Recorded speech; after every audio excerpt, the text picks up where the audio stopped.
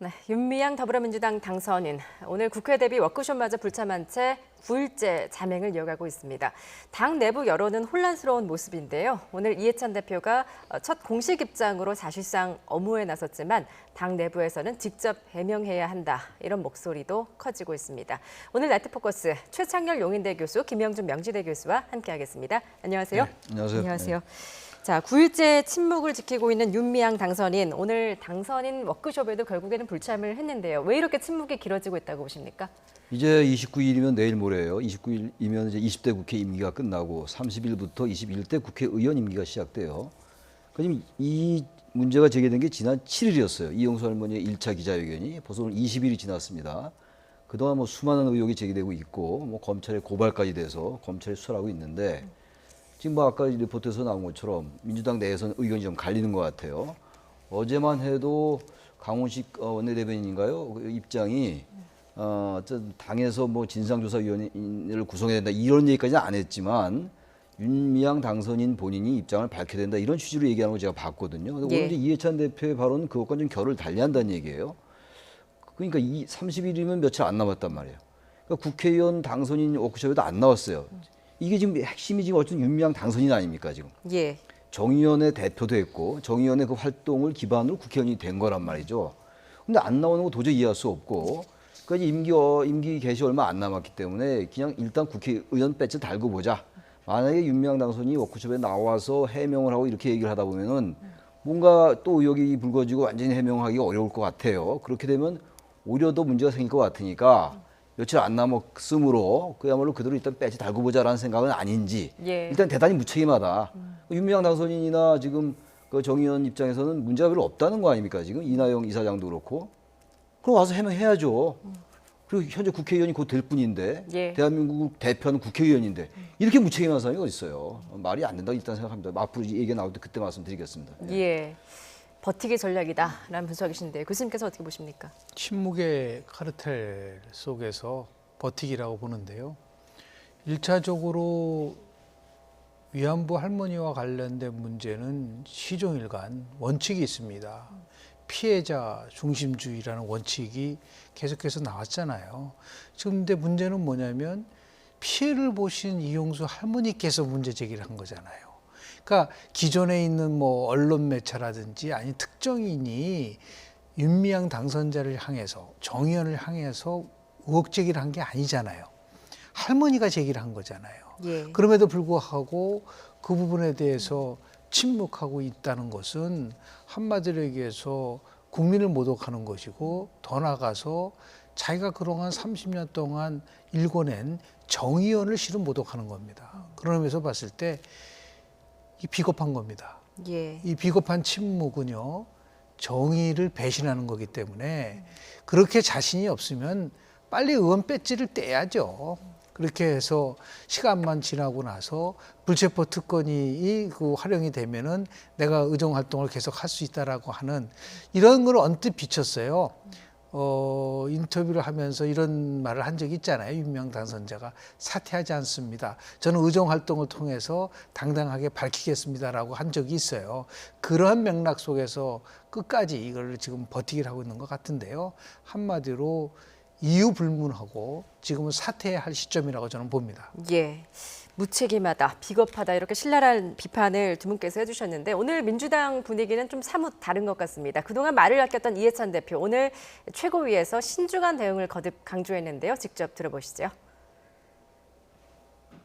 강점기 피해자들이 삶을 증언하고 여기까지 해온 30여 년의 활동이 정쟁의 구실이 되거나 악의적 폄훼와 구파도의 악용이 대상이 될 수는 없습니다. 사실에 기반해야지 신상털기식 의혹 제기에 굴복해서는 안 되는 일입니다. 관계 당국은 최대한 신속하게 사실을 확인해주고 국민 여러분께서도 신중하게 시시비를 지켜보고 판단해 주시기를 당부를 드립니다. 예. 조금 전에 이제 교수님께서도 이해찬 대표의 저 발언에 대해서 좀 해석을 해주셨는데 네. 어제까지만 해도 윤미향 당선인이 스스로 입장 표명을 해야 된다. 그리고 뭐 혹시나 그 혐의가 밝혀지면 책임져야 한다는 발언까지 나왔거든요. 글쎄요. 오늘 이렇게 기류가 바뀐 이유, 그 배경을 뭐라고 글쎄요, 보십니까? 뭐 일단 청와대가 입장을 내지 않는 것과 무관하지 않을 것 같고, 예. 뭐 청와대로서는 사실 이 상황 속에서 입장을 내기는 어려울 거예요. 만에 하나 글쎄 모르겠어요. 저의 유추 추론인데 윤미향 당선인이 만약에 제명되거나 지난번 양정숙 당선인은 제명시켰잖아요. 물론 그 사안과 이 사안은 뭐 다르다 하더라도 근데 또 양정숙 당선인에 이어서 또 당에서 제명을 시키면 사퇴까지 모르겠어요. 사퇴를 하려면 이제 국회의원 배치되면은 국회에서 윤리위원회를 통과해야 되는 것이니까 이건 전혀 다른 국면으로 가는 거란 말이죠. 어쨌든 예. 근데 사퇴나 제명 이런 얘기가 나오면 뭔가 국정 동력이 약화된다는 그런 우려를 하고 있는 것은 아닌지 이해찬 대표가 당대표로서 그리고 또 하나는 양정숙에 이어서 또 윤미향 당선인까지 그 제명이나 이런 쪽으로 가면 당대표로서 어쨌든 비례대표 공천했던 거 아닙니까? 그런 책임 같은 걸 의식해서 그런 건지 모르겠습니다만 지금 또 하나 아까도 잠깐 나온 것 같은데 극우 세력들의 준동이 만만치가 않아요. 지금 이때를 빌미로 해가지고 정의기억연대의 그동안의 30년의 활동이라든지 이런 것들조차도 왜곡하려 하고 있단 말이죠. 네. 일본군 위안부의 존재 자체도 부인하는 도저히 용서할 수 없는 이런 것들을 서서히 하기 시작해요. 지금 극우 세력들이. 그러니까 그런 것들, 그런 부분들의 활동에 대해서 혹시나 비밀 줄까봐 윤미향 당선인을 감싼다면 그건 잘못된 생각이다.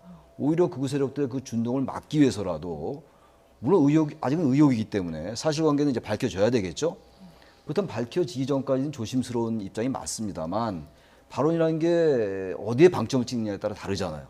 적어도 이해찬 대표의 오늘 발언은 윤미향 당선인의 문제는 이게 극우 세력의 준동을 오히려 비밀을 주는 거다라는 생각으로 얘기하는 것 같아서 뭔가 좀 적절치 않아 보이기도 한다는 거예요. 저는 그래서 정의연 운동은 정말 존중받아야 되고 그동안 했던 거 다 인정하는 겁니다. 앞으로 더욱더 그 가치가 존중돼야 되는 것이고 그래서 윤미향 당선인과 정의기억연대 활동이 등치돼서는 안 된다. 뭔가 자꾸 얘기를 하는 거 보면 정의연 활동과 윤미향 당선인이 자꾸 등치되는 듯한 그러니까 윤미향 당선인이 그동안 해왔던 것에 대한 비판이라든지 의혹을 제기하는 것이지 정의연 활동에 대해서 정의연이 제기했던 일본의 배상 촉구, 사죄 촉구를 뭐라 그러는 게 아니란 말이에요. 예. 극우 세력들은 그걸 이제 문제 삼고 있으니까 이번이 기회다라고 소녀상처를 막 주장하는 거 아니겠어요. 그럴수록 이럴 때 더욱더 진실이 밝혀지고 정의롭게 의혹이 해소될 때 그런 극우 세력들의 준동을 막을 수가 있는 거거든요. 저는 그래서 모르겠어요. 여권이 어제와 오늘 이제 뭐 약간 기류가 바뀐 것 같은데 역시 국민들이 여론을 봐라. 이따 그 얘기가 나올지 모르겠으나 예. 국민들의 많은 부분들이 지금 사퇴라는 거 아닙니까? 저는 아직 사퇴까지 얘기 안 하겠어요. 그래. 아직 결과가 안 나왔으니까. 그러나 예. 정치적으로 볼 때 이쯤 되면은 당에서 저렇게 얘기하면 안 되는 거죠. 나중에 국회의원 배지 달겠죠. 곧 이제 4월밖에 안 남았으니까. 예. 그럼 그런 때 또 그대로 갑니까? 또 불체포 특권에 그 방패에 숨어서? 이건 용서할 수 없다. 만약에 사실을 밝힌다면 전제로 말씀드리는 거예요. 예. 그래서 이렇게 하면 안 되고 뭐 이건 이해찬 대표 말대로 악의적 폄훼와 극우파들의 악용의 대상이 될 수는 없습니다. 돼서는 안 되는 거죠. 되지 않기 위해서라도 분명히 밝혀져 진실을 그래야 정의로워지는 거 아니겠어요? 이름이 정의기억연대 아닙니까? 네. 그래서 조금 전에 이제 청와대 침묵도 한 몫을 하고 있는 것 같다라는 분석을 내주셨는데 지금 청와대는 입장 발표할 사안이 아니다라고 선을 긋고 있지 않습니까? 글쎄요. 그냥 뭐 청와대 입장에서는 그렇게 얘기할 수 있다고 한다 하더라도 원칙이라는 거는 상황에 따라서 흔들리지 말아야 되죠. 그렇지 않습니까? 만약에 상황에 따라서 조건에 따라서 움직이면 그건 원칙이라고 볼 수가 없잖아요. 자, 우리 이해찬 대표가 얘기한 부분에서 두 가지의 맹점이 있다는 말씀을 좀 드립니다. 첫 번째는 사실에 기반해야지라고 얘기를 했어요. 그럼 지금까지 사실이 아니라 거짓에 기반을 했나요? 사실관계를 말씀을 좀 드리겠습니다. 이 문제 제기는 바로 이용수 할머니가 한 거는 사실이죠. 두 번째, 그리고 정의연 포함해서 지금 정대협이 그동안 모금한 거나 기부한 것을 공시에 누락했다는 것이 국세청에 37억 원이라는 게 밝혀진 거 사실입니다. 세 번째, 윤미향 당선자를 누가 검증하고 누가 공천했죠? 민주당이 공천한 겁니다. 이건 사실이에요. 이런 사실에 기반해서 얘기를 하는 건데 이거를 사실에서 기반해야지 뭐 신상 털기식 의혹 제기에 굴복해서 누가 굴복한다는 겁니까? 우리는 굴복한 적 없어요. 예. 당당하게 문제 제기를 한 것이지 자신들이 이런 문제를 가지고 굴복한다고 한다면 사실에 기반해서 기다리라고 한다면은 2016년 국정농단 사태 때 사실 의혹이 밝혀질 때까지 기다렸다가 박근혜 전 대통령 사퇴하라고 얘기를 했나요? 지금 법의 문제와 도덕적 윤리적 문제를 전혀 구별하지 못하고 있다. 이거는 법의 문제를 넘어서 도덕적 윤리적 문제까지 왔다고 한다고 하면은 그리고 더 나아가서 국민의 목소리를 생명처럼 들어야 한다고 하는, 그리고 당시에 뭐라 그랬습니까? 이해찬 대표가 총선 끝났을 때 이 선거 결과에 대해서 무거운 책임감을 느낀다.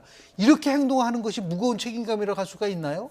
그건 받아들이기 어렵다. 예. 그러면서 봤을 때 빨리 민주당이 이런 식으로 엄호하고 버티기로 가져간다는 것은 국민에 대한 도리가 아니다라는 말씀을 좀 드리고 싶습니다. 예, 국민의 목소리를 생명처럼 들어야 한다.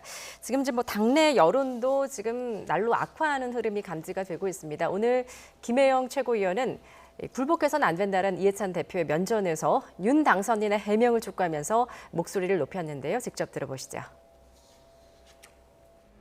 윤미향 당선인께 본인에게 제기된 여러 의혹에 대해 신속하게 입장 표명을 요청합니다. 당에서도 마냥 검찰 수사 결과만 기다리고 있을 것이 아니라 지금이라도 당 차원의 신속한 진상 조사가 필요할 것입니다. 국회의원 신분으로서 만일에 제 자신이 어떤 걸 누리고 싶어도 예. 명백한 해명이 있어야 되는 거예요. 해명을 하지 않고 침묵 속에서 그냥 있으면 그건 되진 않는 거고, 지금 이 사안은 불체포 특권을 작동할 일도 아니고요. 예, 박용진 의원의 목소리까지 들어봤는데요. 지금 이 사안 불체포 특권 작동할 일도 아니다. 그야말로 이제 동료 의원들의 이런 분위기인데 윤 당선인이 스스로 사퇴할 가능성에 대해서는 좀 어떻게 보십니까? 저는 없을 것 같아요. 예, 사퇴할 마음이 있어서 뭐 이렇게 지금은 워크숍에 안 나오고 그러지 않았겠죠.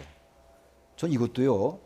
민주당 청와대 말씀 아까 제가 잠깐 드렸는데 네. 청와대가 지금 입장 표명이 대단히 어려울 거예요. 어쨌든 문제는 당에서 최소한도 윤미향 당선인에게 워크숍에 나오라고 얘기해야죠. 나오라고 얘기해놓고 일단 그 본인이 얘기를 어쨌든 해명이 됐건 무엇이 됐건 입장을 얘기해야 될 거 아닙니까? 예, 근데 그 어떻게 당에서 저거를, 물론 윤미향 당선인이 안 나온 걸 당에서 어떻게 할 수 없다고 얘기하면 할 말은 없어요. 그렇지만 당의 영향력이 분명히 작동할 텐데 이 지금 엄청난 일이 지금 이게 한일 위안부 문제라는 게 여러 가지 문제가 복합적이잖아요. 예. 외교 문제, 민족 문제, 국익의 문제도 있고 정의의 문제, 역사 왜곡의 문제, 한일 관계의 문제, 엄청나게 많은 문제가 있는 거예요. 근데 거기에 관련돼서 상당히 중심 인물이 의혹의 휩싸인 거 아닙니까? 그분이 국회의원이 되기 며칠 전이에요. 당선됐어요. 당선인 신분이에요. 근데 당에서 어떻게 이걸 워크숍에 안 나왔는데 거기다 아무 말이 없습니까? 예. 저 이해할 수 없어요. 물론 안 나오는 건 억지로 무슨 뭐 구인장갑에서 나오는 것도 아니기 때문에 그건 아니겠습니다만, 이런 엄청난 일이 벌어졌는데 당사자가 안 나온다? 그게 상상이 가요? 전 그래서 청와대 입장을 얘기하기 전에 당에서 이거 너무 무책임하다. 윤미향 당선인이 무책임한 건 말할 것도 없고. 전 이 자리에서 100번 양보해서 윤미향 당선인이 다 잘못했다고 얘기하고 싶지 않아요. 결과로 나와야 될 거죠. 수사 결과라는 게 있는 거니까. 예. 그래도 본인이 해명해야죠. 해명하고 더군다나 지금 당선이 워크숍 아닙니까?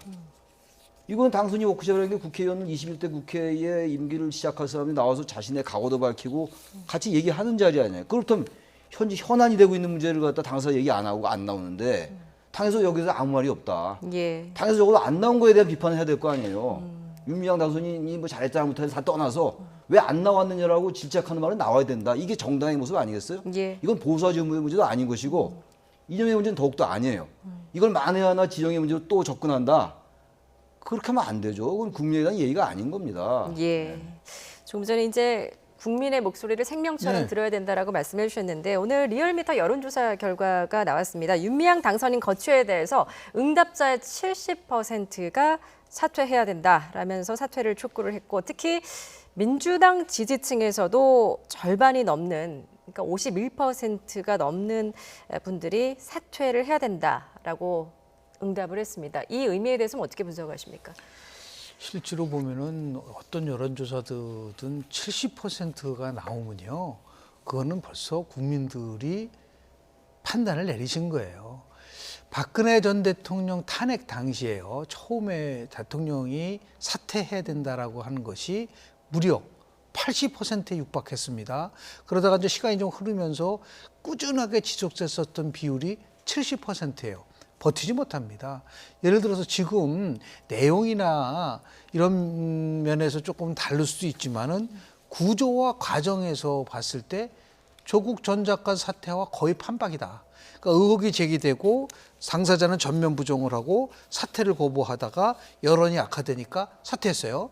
지금 이런 부분들을 똑같이 지켜가고 있지 않습니까? 그때 가장 피해를 본 게 결국은 집권 여당이었지 않습니까? 촛불혁명으로 탄생했었던 정부가 가장 특권과 차별이 없는 세상을 만든다. 노무현 정신을 많이 얘기를 하잖아요. 지금 민주당에서는요. 노무현 정신의 가장 핵심적인 게 뭡니까?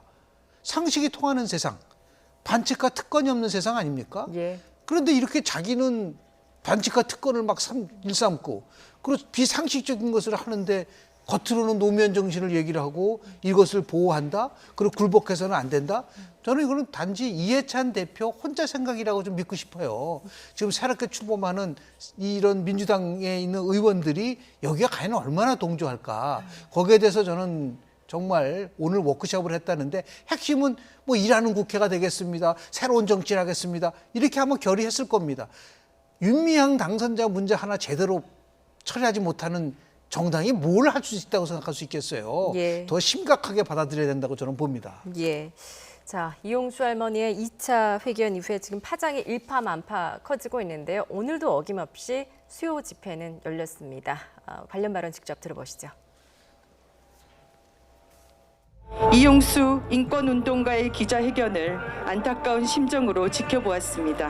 마음이 아프고 진심으로 송구하게 생각합니다. 그 깊은 고통과 울분, 서운함의 뿌리를 우리 모두 무겁게 받아들입니다. 지난 30년간 투쟁의 성과를 이어가되 피해자들의 고통이 지금도 해소되지 않고 문제 해결이 지연된 근본 원인을 스스로 돌아보며 재점검하라는 뜻으로 받아들이고자 합니다. 이용수 인권운동가에 대한 비난과 공격을 제발 자제해 주시기 바랍니다. 이것이야말로 운동의 의미와 가치를 근본적으로 훼손하는 행위입니다. 예, 뭐 윤미향 당선인의 입장과는 또 별개로 지금 위안부 인권 운동에 좀 일대 변화가 불가피해 보입니다. 좀 어떤 방식으로 재편이 돼야 된다 이렇게 보십니까? 일단 이 맨 처음에 정신대 문제 대책협의 정대협에서 출발했어요. 1990년도에. 예. 그리고 난 다음에 정의기억연대의 활동에 병합됐던 거 아니겠어요? 근데 아무튼 이 부분은 여러 가지 측면이 있다고 제가 말씀드렸는데 우선 피해자 중심주의예요. 2015년도에 한일 위안부 합의를 왜 반대했습니까? 피해자 할머니들의 입장과 관계없이 정부가 10억 엔에 동의해줘서 반대됐던 거 아니에요. 그래서 폐기되다시피 한 거 아닙니까? 예. 그럼 정의기억연대 운동도 마찬가지죠. 일부 보도를 보니까 어느 의원인가요? 무슨 저기 자료에 보니까 예, 추경호 의원 자료죠. 사건이죠? 일단 나올지 모르겠는데 아침에 제가 그 보도를 봤어요. 근데 피해자라는 분들이 피해자 할머니들 아니겠습니까? 이분들한테 그래서 그 수치가 많은지 모르겠는데 이분들의 들어간 돈이 3%밖에 안 된다는 거 예. 말이 안 돼요. 아무리 정의기억연대가 국제연대도 중요하고 남북관계도 있고 여러 가지의 측면이 있어요. 예. 세계적인 보편적인 인권 문제로 격상시키는데 많은 돈이 들어가겠죠. 비용이 들어가겠죠. 예. 그 피해자 분들에게만 할머니들에게만 돈을 쓰라는 건 아니에요.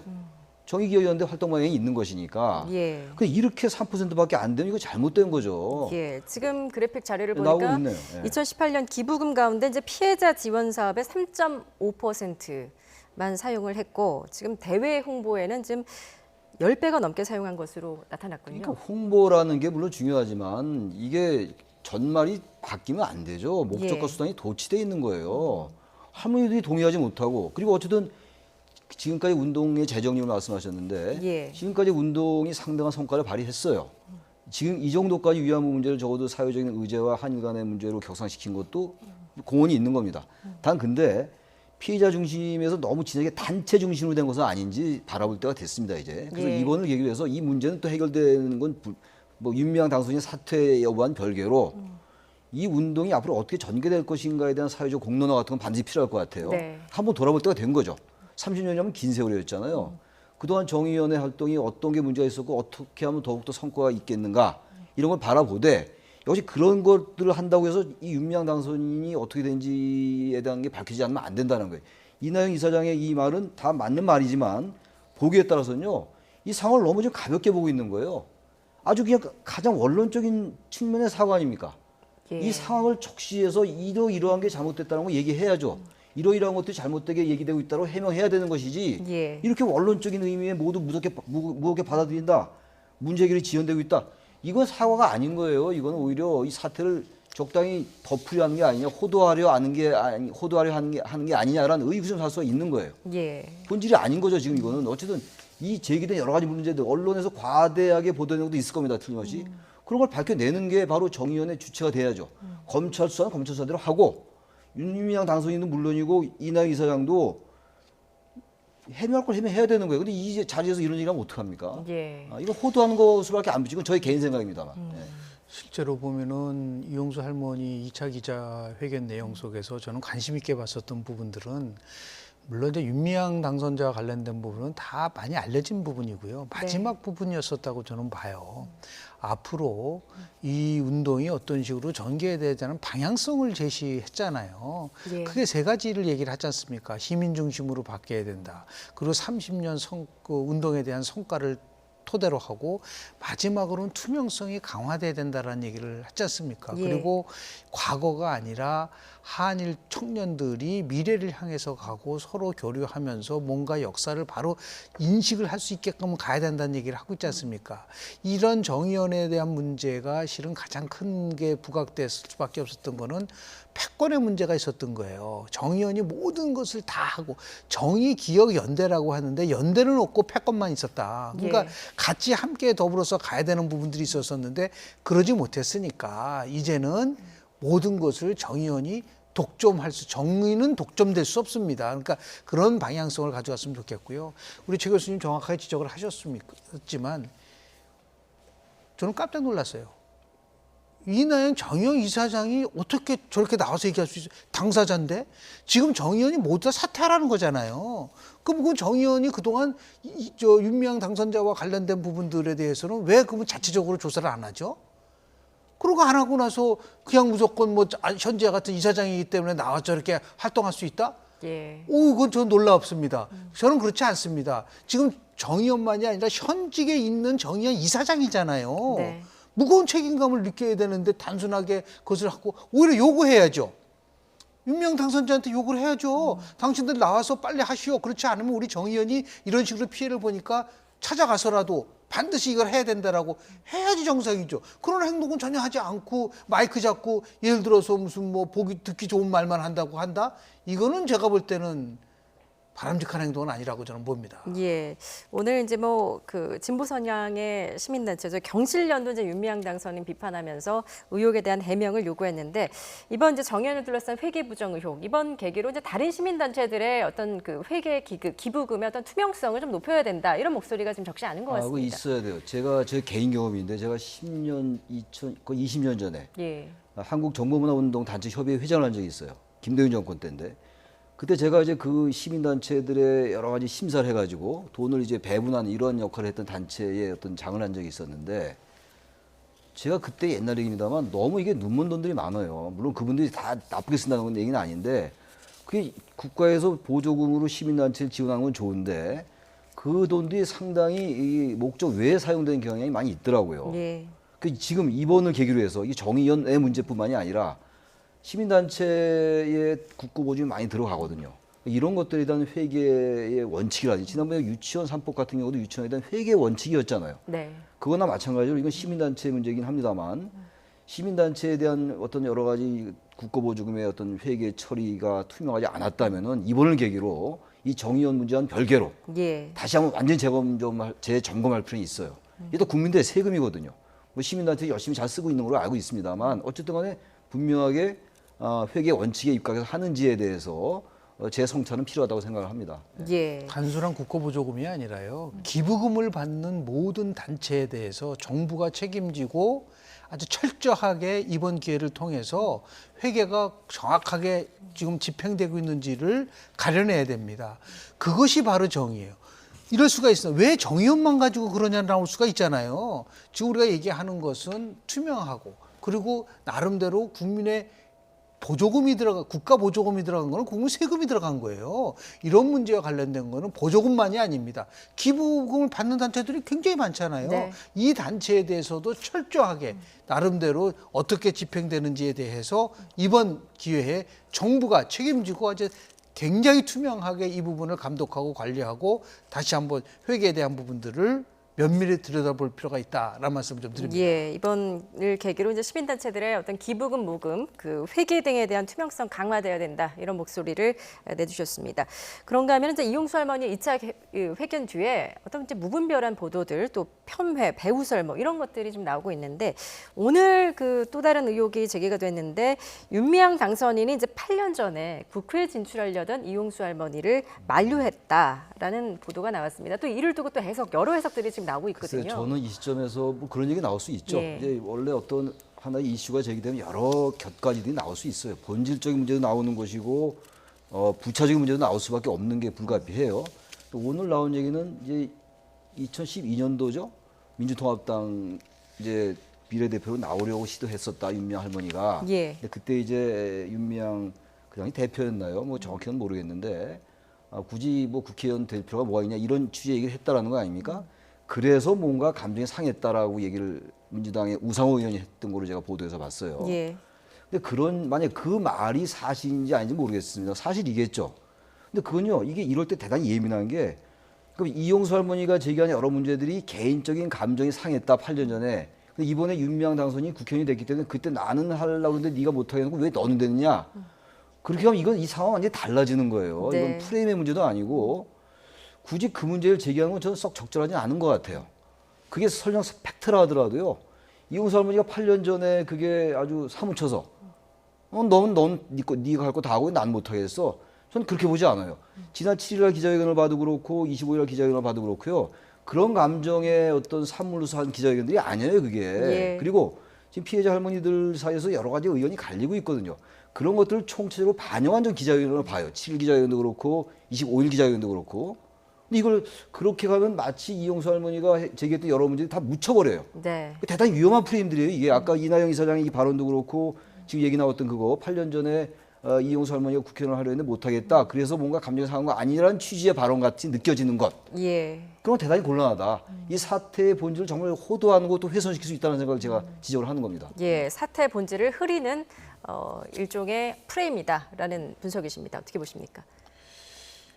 보다 근본적인 말씀을 좀 드리면요. 대한민국의 시민단체가 권력화를 향해서 가고 있는 부분들이 더 문제인 거죠.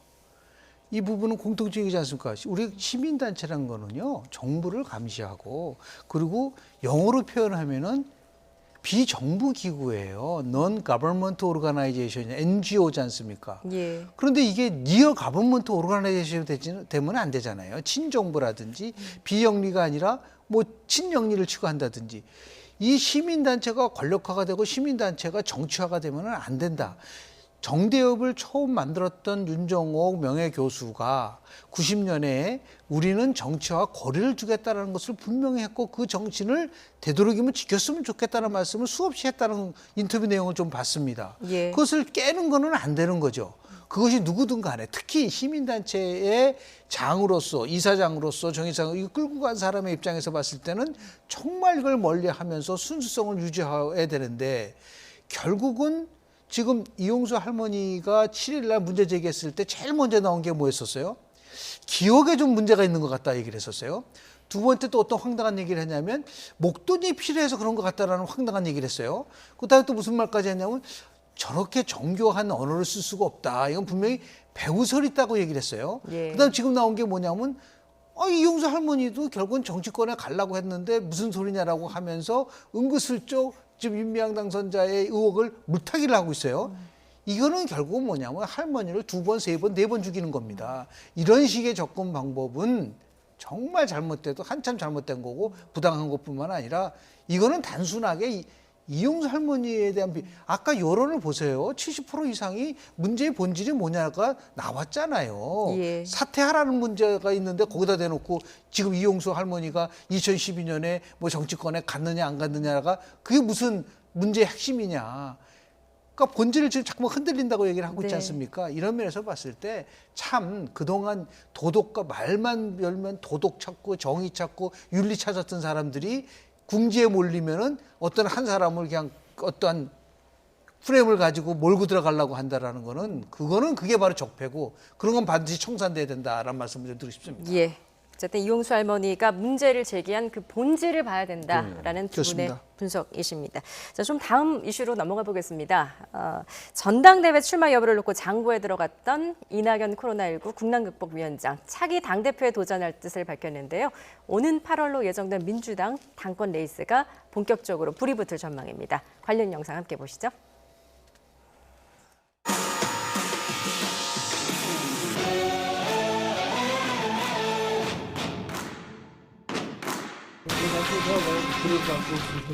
그다음에 자연인인데 내가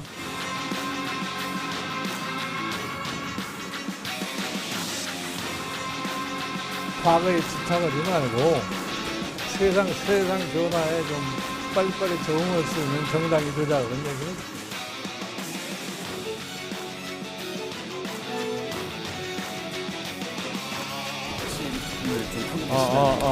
잠깐만요.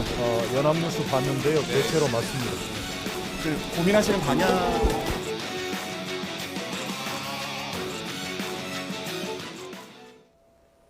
예, 여권의 유력 대권 주자죠. 이낙연 코로나19 국난극복위원장 조만간 차기 당대표 자리에 도전할 예정인데요. 먼저 오늘의 발언 들어보시죠. 결심을 좀 하고 계시다는. 잠깐만요. 연합뉴스 봤는데요. 대체로 맞습니다. 더 드릴 말씀 없어요. 다 나왔더구만. 맞다는 취지는 이제 결심을 좀 하셨다라는 걸 들으니까 그러니까 어느 정도 네. 그 보도를 보시면 돼요. 아니요. 도움이 될 것 같아서. 아니, 더 드릴 말씀 없습니다. 예, 오늘 기자들의 많은 관심이 쏟아졌습니다. 이낙연 위원장, 대선 직행 관측도 나왔었는데 결국 당권에 출마하기로 좀 결심을 좀 굳힌 것 같습니다. 지금 이제 모습을 보니까 좀 의외네요. 예. 지금 이미 이제 이낙연 전 총리, 이낙연 당선인이 이 당대표에 출마할 거다라는 거 거의 알려져 있고 그렇게도 알고 있는데 저도 그렇게 알고 있고 예. 오늘 이제 우원식 의원하고 홍영표 의원이 출마한다고 그럽니다. 3파전이 되겠는데 지금 이제 여기에 대한 대응은 연합뉴스 봤다, 대체로 맞는다, 더 드릴 말씀 없다. 이건 좀 의외의 반응이에요. 물론 이제 아직 정식으로 당대표 출마하겠다라고 선언은 안 했습니다만 네. 굉장히 부담을 느끼는 것 같아요. 단순하게 뭐 좀 말을 아낀다, 신중하다라는 거 약간 다르게 느껴지거든요. 저 모습은 기자들한테 반응하는 모습. 그래서 모르겠어요. 그건 저의 이제 생각이니까 일단 당대표의 출마하면 인지도가 계속 높아지죠. 계속 언론에 노출되는 것이고 그리고 일단 당내 기반이 강화되는 건 뭐 당연한 거고 이른바 뭐 이제 친문 이런 얘기 많이 하잖아요. 네. 이낙연 당선인은 친문이라고 분류하지는 않아요. 굳이 분류한다면. 그렇다면 어쨌든 간에 당내의 그 주류 세력들을 포괄할 수가 있죠. 네. 단지 이제 당대표가 되고 나면은 포스트 코로나의 경제 문제 여러 가지를 이제 당의 총리로서의 리더십보다 또 다른 당의 대표로서의 리더십은 또 다른 정치 리더십이기 때문에 예. 대선으로 가는 길목에 있어가지고 정치 리더십이 시험받는 시험대가 될 수 있기 때문에 거기에 대한 부담이 있을 거예요. 예. 부담과 이제 아니면 이제 기회가 다 존재하는 거죠. 기회와 찬스가 다 존재하는 거기 때문에 위험과 기회가 막 그런 것들에 대한 부담을 느끼는 것 같은데 이미 이제 그렇게 올라탄 것 같아요. 당대표 출마는. 뭐 제가 보기에는 그래서 당대표 출마를 곧 선언할 것 같긴 한데 아직은 예. 좀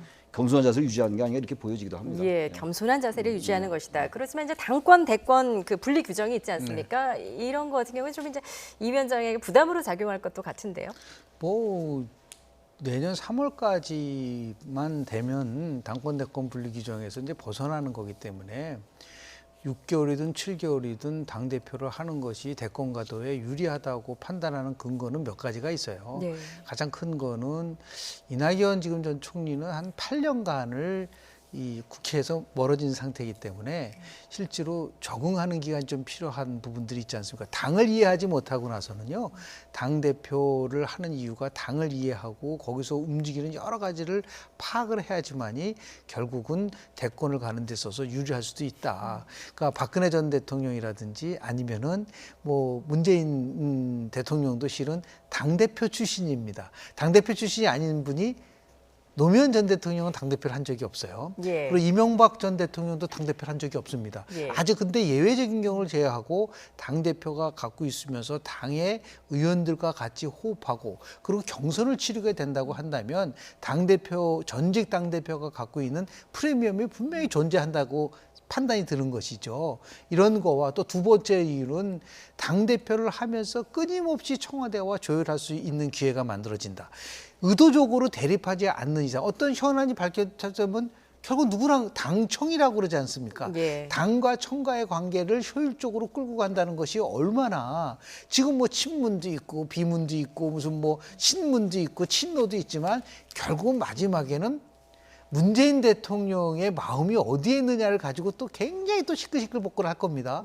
그렇다고 한다면 당의 대표와 대통령이 만날 수 있는 기회는 그만큼 많아진다고 한다면 얼마든지 자신의 생각을 대통령한테 얘기할 수 있는 기회를 갖는다는 건 큰 프레임일 수가 있는 거죠. 예. 이런 부분들도 있고 결국 뭐냐면 마지막으로 결국은 본인은 뭐 절대 그렇게 한다고 하지는 않지만 대한민국의 속성상 정치 속성상 당대표가 되면 주류 세력이 있고 또 비주류 세력이 있는 거거든요. 그러니까 주류 세력을 만들면서 자신을 우군화할 수밖에 없게끔 하는 부분들이 있는데 다만 하나 걱정스러운 거는 예. 모든 것을 다 가져가고 결국은 대권에 나간다고 했을 때 그 당대표를 넘어서서 대권에 도전하는 후보자들의 입장에서 봤을 때는 그 자체가 불공정하다라고 문제 제기를 할 수가 있는 거예요. 이걸 어떻게 이제 극복하느냐. 그래서 지금 신중하게 접근하는 부분들도 있지 않는가라는 생각을 좀 개인적으로 합니다. 예. 그리고 이제 또 지금 민주당이 직면한 그 과제들이 참 적지 않은데 그렇죠. 그리고 이게 당권에 도전을 하면서 다른 주자들과 경쟁하는 과정에서 또 흠집이 날 가능성도 있고요. 이런 것들이 좀 리스크일 것 같은데요. 아니 어차피 정치라는 게 뭐 정치만 그런 건 아닙니다만 부단히 도전하는 게 특히 정치예요.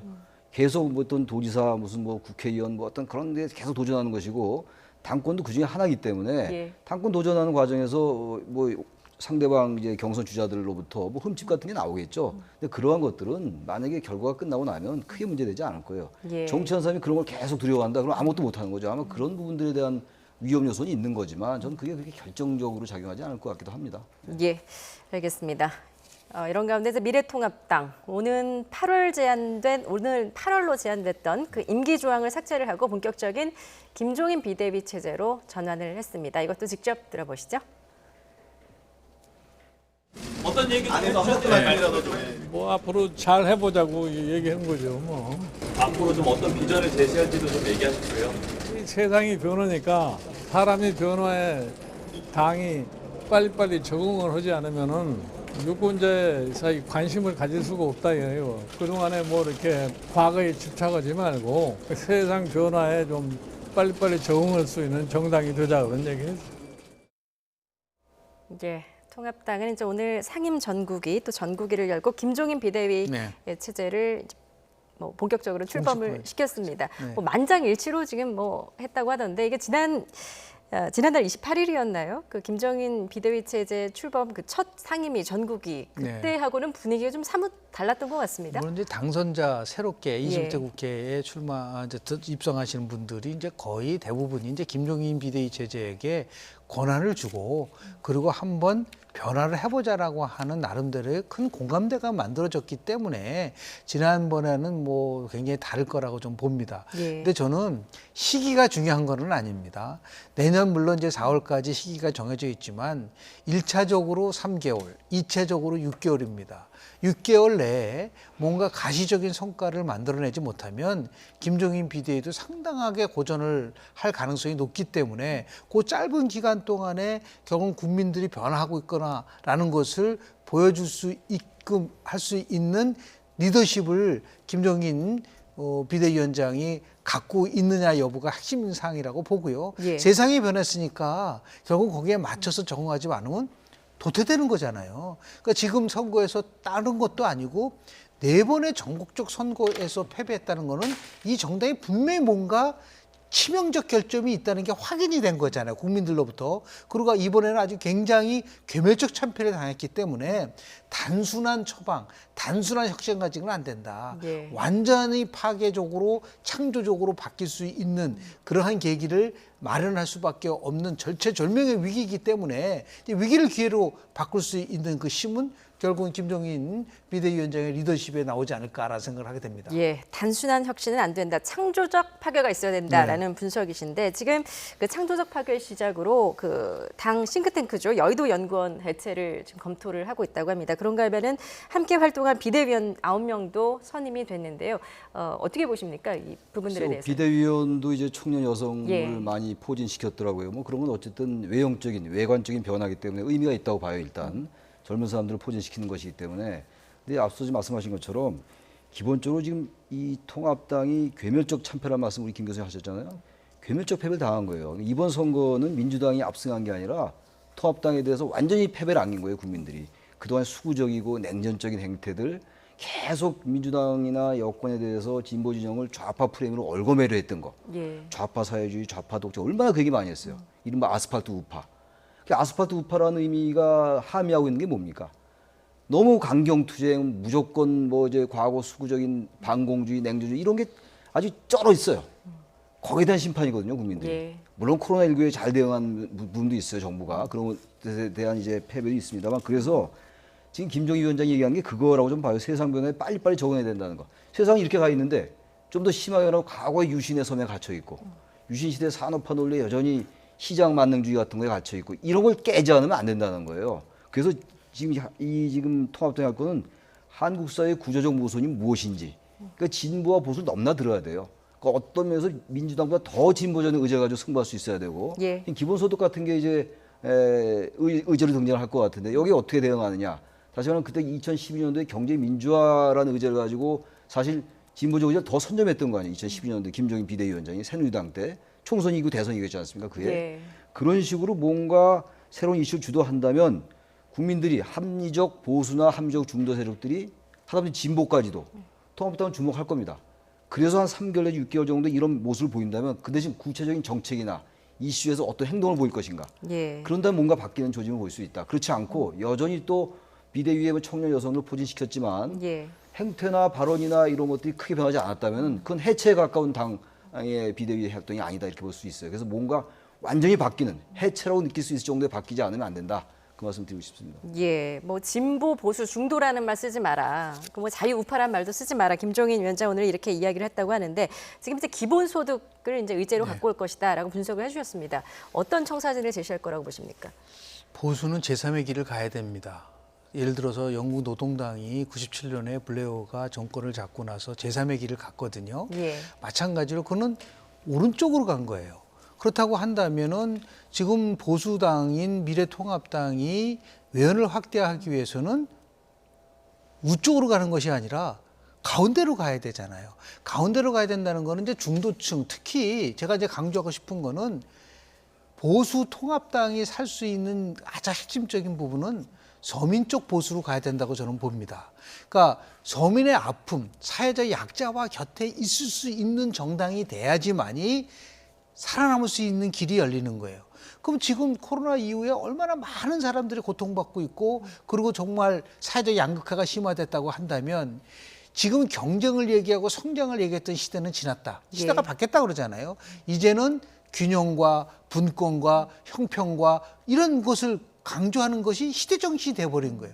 보수의 가치가 시대 정신이 아니라 진보의 가치가 시대 정신이라고 한다면 보수의 가치를 배격하는 것이 아니라 진보의 가치를 배격하는 것이 아니라 진보의 가치를 포용할 수 있는 새로운 제3의 보수의 길을 가려고 하는 그런 의미에서 진보고 보수고 중도도 없는 정말 자유 우파 보수 우파가 아니라 제가 항상 강조하지만 진보 우파의 길을 가야 된다라는 말씀을 좀 드리고 싶습니다. 예, 진보의 가치를 포용할 수 있는 진보 보수가 돼야 된다. 진보 우파가 돼야 된다라는 분석이셨습니다. 자, 마지막으로 그 여야 원구성 협상 이야기를 좀 해보겠습니다. 지금 기싸움이 치열한데 법사위원장 예산결산특별위원회 위원장을 누가 맡을지 놓고 지금부터 뭐 여야 기싸움이 치열합니다. 그런데 오늘 윤호중 사무총장이 이렇게 말했습니다. 18개 상임위원장 모두 다 갖고 와야 된다. 그랬더니 이제 조호영 원내대표는 차라리 국회를 없애라는 거 맞섰거든요. 이런 기싸움에 대해서는 어떻게 보고 계십니까? 이제 미국 대통령제는 이제 승자 독식이라고 하잖아요.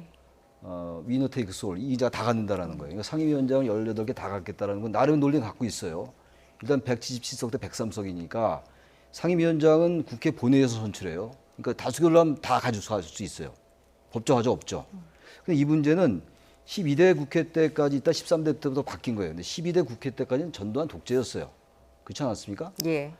그리고 나서 물론 노태우 전 대통령도 있었습니다만 기본적으로 승자 독식이 우리나라 미국 대통령제하고 다르기 때문에 승자 독식을 우리나라 국회에 그대로 적용하는 좀 문제가 있는 것 같고, 또 하나 문제가 지금 이제 낮은 사람, 겸손한 권력, 강한 나라, 이거 엊그저께 노무현 대통령 11주기에서 한 얘기 아닙니까? 이건 문재인 대통령도 취임 그때 31대 또 했던 얘기. 문재인 대통령이 항상 즐겨 쓰는 말씀이거든요. 예. 근데 이렇게 되면 이제 되게 많은 사람들이 지적하는 게, 저도 그 말씀을 많이 들었습니다만 170석이 워낙 거대한 여당이기 때문에 다른 때는 괜찮은 말들이 지금은 워낙 거대 여당이 됐기 때문에 말 한마디 한마디가 더 조심스러워야 된다. 왜냐하면 비판에 빌미를 줄 수가 있어요.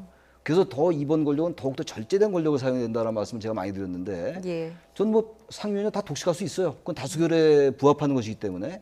그러나 겸손한 권력, 절제된 권력이 좀 안 맞는 것 같아요. 일단 통합당도 뭔가 해보겠다고 그러는데 통합당으로서 이거 받아들이기 어렵죠. 그래서 저는 이 승자 독식이 맞지 않는 거고, 또 하나 문제가 2019년도에 그때 이제 노영민 대변인 시절이에요. 그때는 열린우리당이 그때 새누리당이 압승을 했죠. 한나라당이. 그때는 뭐라고 그랬습니까? 그때 민주당 노영민 대변인이 의회 독재하자는 거 이런 식으로 얘기를 했단 말이죠. 예. 그러니까 이건 내로남불은 항상 있던 거니까, 그때 또 하나도 뭐라고 했냐, 다 자기네가 갖겠다고 그랬어요. 그 양쪽은 이건 뭐 마찬가지인데, 저도 이 상황 속에서는 너무 이렇게 다 갖고 가는 거는 합의제 민주주의는 일단 어긋나요. 다수결 민주주의가 있고 합의제 민주주의가 있는데, 다수결에서 합의제로 가자는 거 아닙니까? 지금 협치 이런 게. 근데 협치가 잘 안 되니까 야당이 자꾸 발목을 잡고 이러니까 이런 제의를 할 수 있지만, 그렇다더라도 이 협치를 더 포용해야죠. 그래서 말씀처럼 다시 그로 돌아가서 법사위 이렇게 할 것 같지는 않아요, 민주당이. 법사위원장이나 예결위원장을 하기 위한 협상 카드로 제기하는 건 아니지. 이렇게 일단 저는 생각을 해요. 이거 14개 다 갖고 간다?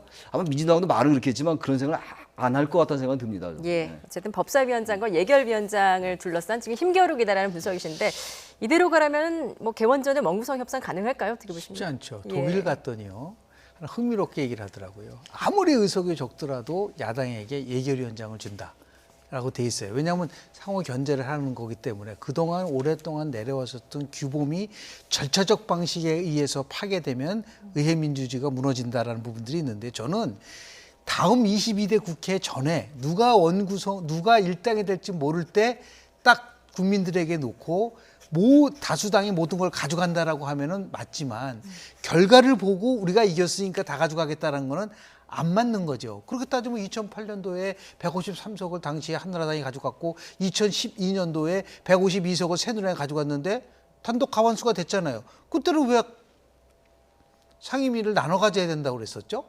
안 맞잖아요. 그래서 저는 개인적으로 모든 것을 다 가져가야 된다고 주장하는 사람입니다. 승자 독식이 아니라 무한 책임을 가지라는 거예요. 예. 대통령 중심제 국가 속에서. 그러나 지금은 그걸 약속하지 않고 결과를 보고 실행을 하려고 하면은 오만한 권력이 될 수 있기 때문에 그 부분에 대해서 다시 한번 여당이 심사숙고해야 되지 않나 하는 생각을 합니다. 예. 자, 여야 원구성 협상 지금 기싸움이 치열한 상황인데 어떻게 결론이 날지도 좀 앞으로 지켜보도록 하겠습니다. 지금까지 최창열 용인대 교수, 김영진 명지대 교수였습니다. 잘 들었습니다. 네, 그렇습니다.